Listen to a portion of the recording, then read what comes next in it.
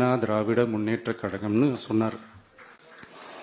அதே மாதிரி 2017க்கு அப்புறம் 2021க்கு அப்புறம் தமிழ்நாட்டுடைய நிலைமையை பற்றி யோசிச்சு பார்த்த நம்ம தமிழக மக்கள் காமராஜர் அவர்கள் இருந்த இடத்தில், அண்ணா அவர்கள் இருந்த இடத்தில், எம்ஜிஆர் அவர்கள் இருந்த இடத்தில் இப்படிப்பட்டவர்களும் அமர்கின்ற ஒரு நிலைமை ஏற்பட்டுச்சு.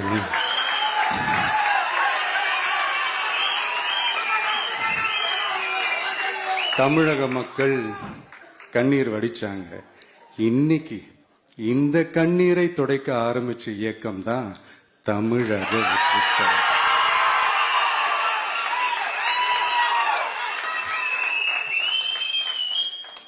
இப்படியெல்லாம் நம்ம பேசுறதுனால கண்டிப்பா சில பேர் கொந்தளிப்பாங்க. அது பதிலா நம்ம கவலைப்படக்கூடாது. ஏன்னா கொந்தளிக்கிறது தான் அவங்களுக்கு வேலையே.